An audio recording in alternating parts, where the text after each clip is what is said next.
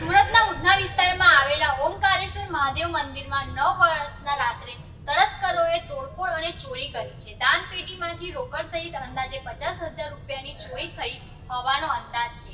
તસ્કરોએ સીસીટીવીનું DVR પણ ચોરી કરીને ફરાર થયા છે. ઘટનાની જાણ થતાં પોલીસે તપાસ શરૂ કરી છે. સુરતમાં વર્ષ 2025ની અંતિમ રાત અને 2026ની પ્રથમ સવારે સુરતના ઉધના વિસ્તારમાં આવેલ ભગવતીનગર સોસાયટી પાસે ઓમકારેશ્વર મહાદેવ મંદિરમાં તસ્કરોએ આતંક મચાવ્યો હતો. ચોરીના ઈરાદે મંદિરમાં ઘૂસેલા અજાણ્યા તસ્કરોએ મંદિરની અંદરની વસ્તુઓ તોડી ફોડી અને લૂંટપાટ કરી હતી. જોકે તેમની વધુ કિંમતી વસ્તુઓ ન મળતા તેઓએ મંદિરમાં લાગેલા સીસીટીવી કેમેરાના ડીવીઆરની ચોરી કરી ફરાર થયા હતા.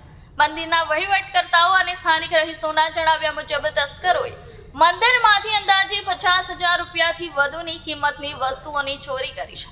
આમાં દાનપેટીમાંથી રોકડા પૈસા, કેટલીક પૂજા સામગ્રી અને અન્ય નાની મોટી વસ્તુઓનો સમાવેશ થાય છે. ખાસ કરીને સીસીટીવી ડીવીઆરની ચોરીથી પોલીસ તપાસમાં અડચણ ઊભી થઈ શકે છે, કારણ કે તેમાં ઘટનાના ફૂટેજ હોઈ શકે છે જે તસ્કરોની ઓળખમાં મદદરૂપ બની શકે છે.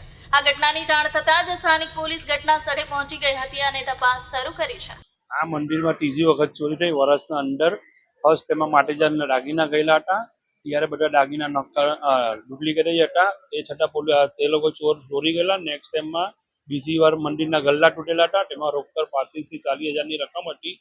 તે પછી અત્યારે પાછી ચોરી થઈ છે. ઓફિસના તાળા તોડીને કબાટ તોડવામાં આવ્યો, એમાં કોઈ વસ્તુ નીકળ્યું નહીં, તો ઓફિસનો ડીવીઆર ખેંચીને લઈ ગયેલો કેમેરા.